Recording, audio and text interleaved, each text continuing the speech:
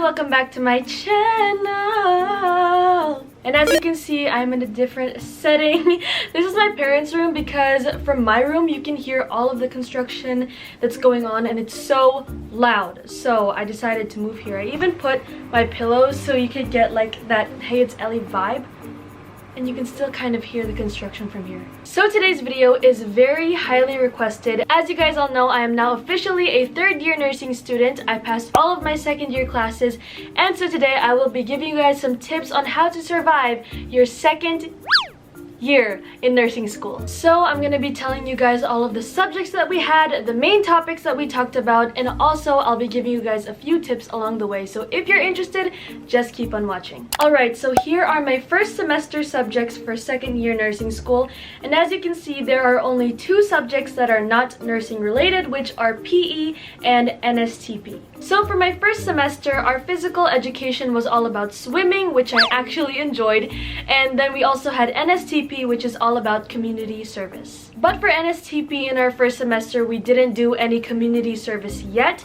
It was more on lectures, and so that's what we focused more on. Now let's get into the juicy stuff. So guys, for this next subject, I'm just gonna have to hit you with it. This is gonna be like ripping off a band-aid, and this is NCM 109 lecture, all about the care of mothers, children, and adolescents. Under this, there are two subjects, pediatrics and obstetrics. And these are the subjects that you want to focus on because this is going to take up so much of second year. There will not be a time where this subject is chill, where there's nothing to do. There will not be a time. So let's start off with pediatrics. So based off of what I can remember, because this was a long time ago, our first semester for pediatrics was basically all about the growth and development of a human being. So we have to learn and study all about the different divisions of childhood. So these divisions are infant, toddler, preschooler, school age, adolescent, and late adolescent. So when we say growth and development in pediatrics, this is often associated with the different theories on child development. So these theories are basically what explains to us the different kinds of skills and growth responsibilities that should be present during a particular time in an individual's life. So I had to study and memorize 4 kinds of child development theories, and they are Freud's stages of childhood, Erikson's stages of childhood, Piaget's stages of cognitive development, and Kohlberg's stages of moral development. So for each division of childhood, from an infant to a late adolescent, we will talk about 1.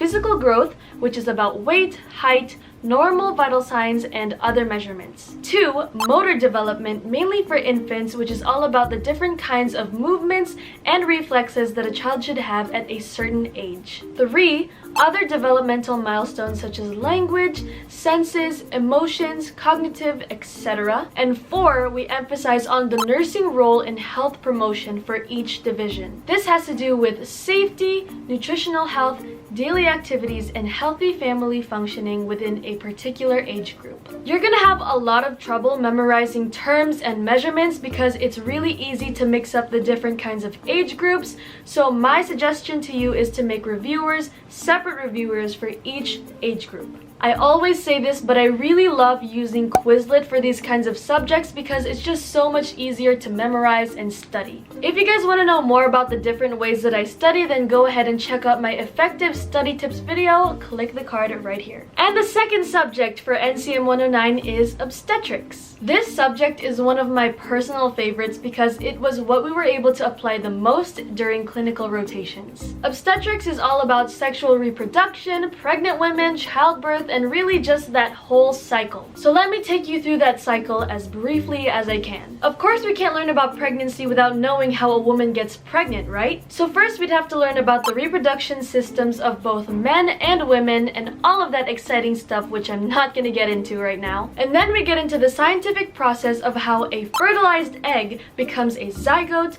an embryo, a fetus, and then a whole human being inside of a woman's stomach. And now we get into maternity and focus on the mother and all of the changes that she goes through during her 9 months of pregnancy. From the stages of labor to the actual delivery of the baby, whether it's a natural spontaneous delivery or a cesarean section, all the way to EINC. EINC is essential, intrapartum, and newborn care. You'll be hearing a lot about EINC, so once your teacher teaches you the process, make sure that you memorize it like the back of your hand because this is what your clinical rotations in the DR will revolve around. So if we have NCM 109 lecture, that means we also have NCM 109 RLE, which is our related learning experience. So for a quarter of the first semester, we still have lectures and practicals, and some of our topics included calculating the age of gestation, collecting specimen, testing specimen,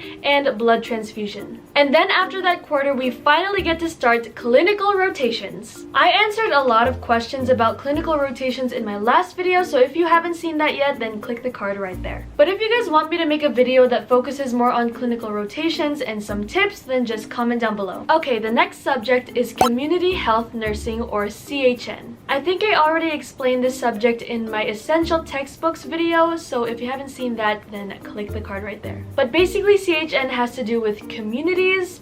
Obviously, it's individuals' health statuses and how to improve them. This class was super tiring, but it really opened up my eyes to the fact that a lot of people in our country are not able to take care of their health. And that was what really motivated me to push through with this subject, except for all of the paperwork involved, which was filling up this whole book with information. Handwritten.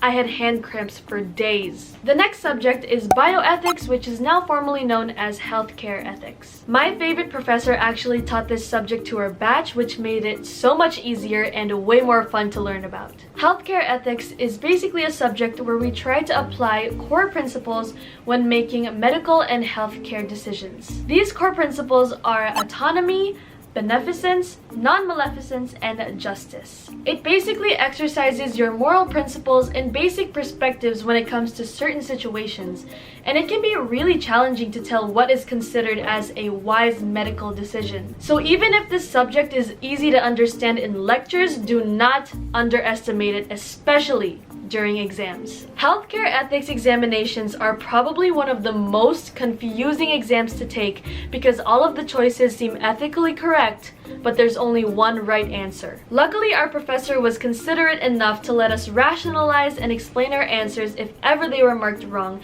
and if she accepts our reasoning, then she'll give us the point. So whenever you're answering an exam for this subject, make sure you know why exactly you're choosing your answers. Make sure you know why. You gotta back it up. Back it up. Back it up. Okay, so a little change in setting because it started raining and it was really noisy and everything, so I decided to move back to my room. But anyways, let's move on to the next subject. Nutrition and diet therapy. Now, if you're thinking about food, then you've got the right idea already. In this subject, you will learn about everything that you're putting inside of your body and how they affect your health. You'll first learn about the two kinds of nutrients, macronutrients and micronutrients. Macronutrients include carbohydrates, fats or lipids, and protein. And micronutrients include vitamins and minerals. You'll also learn about the different nutritional needs for the different age groups, pregnant women, and all sorts of patients with different health problems. My favorite part of this subject was the very last project that we did, which was where each group was assigned different kinds of health problems, and we had to make a whole meal plan for a kind of patient that has that health problem. From breakfast to lunch to dinner and even snacks, each group is assigned to literally cook and present these meals in front of the professors, and they even get to taste them. We had to make a video about the whole process from grocery shopping to cooking to the plating, and guess who edited the video for my group? This girl. Come on in, look at what we've got. There's so much more, there's such a lot. Here at SM, we've got it all.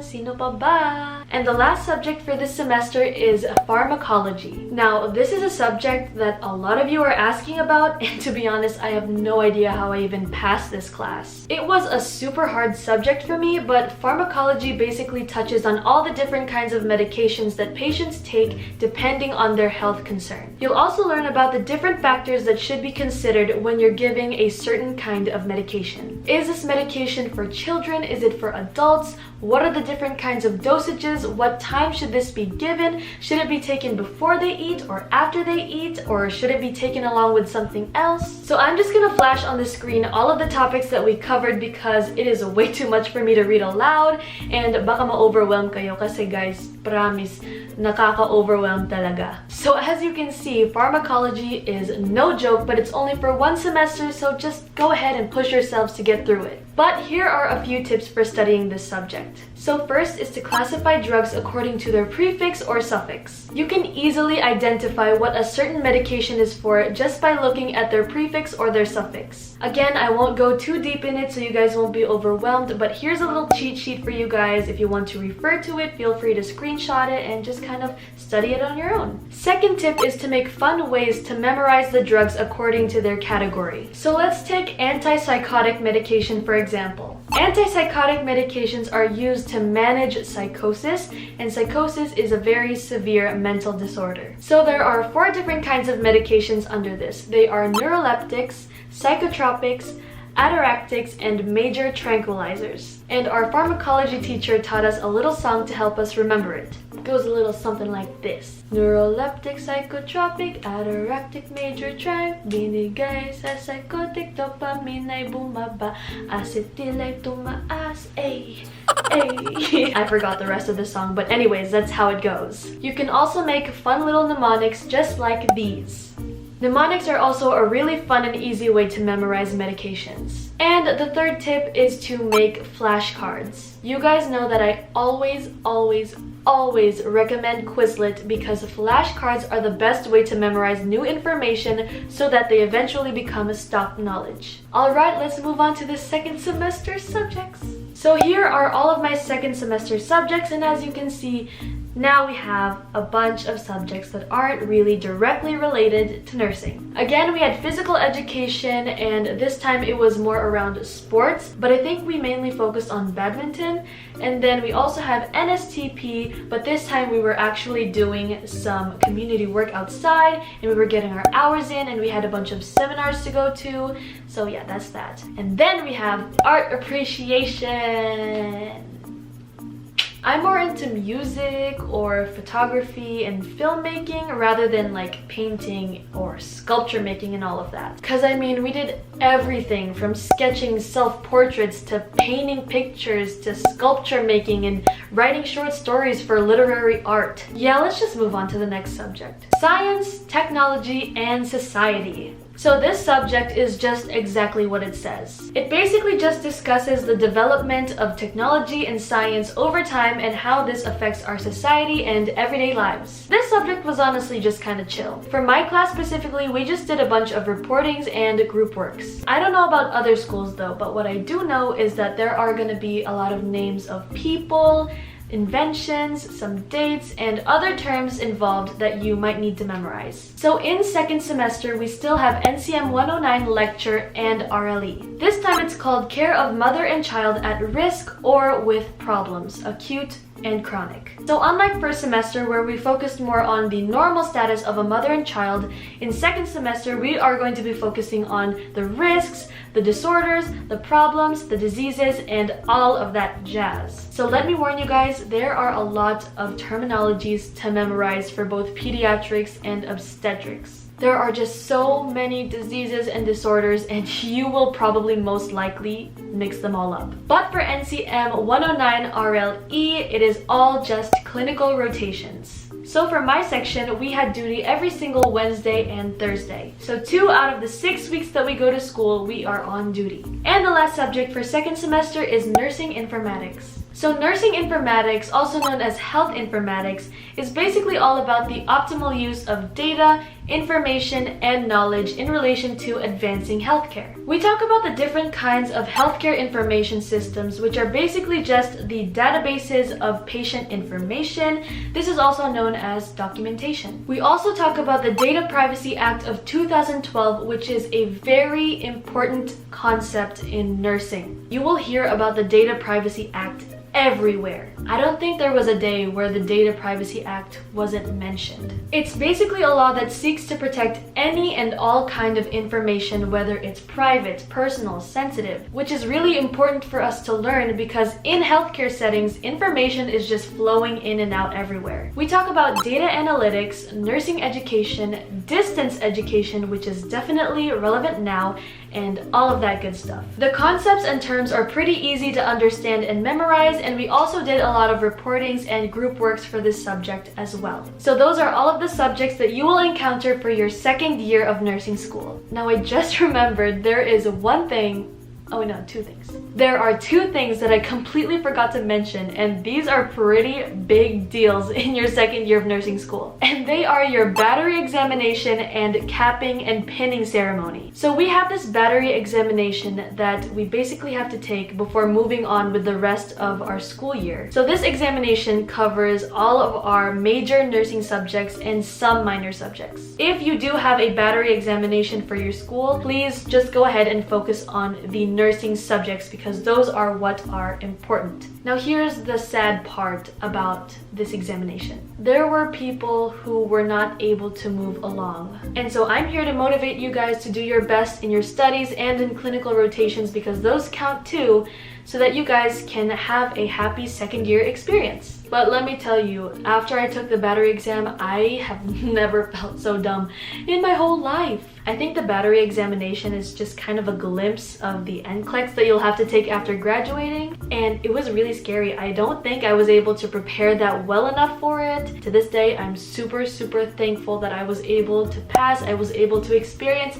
my capping and pinning ceremony. I was able to pass second year, and now I'm officially a 30-year student. So yeah, that's basically all I have to tell you guys about your second year of nursing. It is a very nerve-wracking year, let me tell you guys, especially because of the battery exam, because everyone knew that it was coming. No one knew if we should be studying early in advance, if we should just be chill about it. If you are watching this and you are an incoming second year nursing student, I wish you the best of luck. I am praying for all of you. You guys can do it. If I can do it, then you definitely can too. If you guys want to watch some more nursing tips and nursing videos, I'm just gonna go ahead and link my nursing playlist right here. Click it, binge watch it, you know, forget Netflix, Disney Plus, whatever. Hey, it's Ellie is the new thing. So that's all I have for today's video. I'm so sorry if it took me so long to upload. I have been so busy, but I'm here now and I hope you guys enjoyed this video. If you did, please give it a big thumbs up. Don't forget to subscribe, hit that notification bell.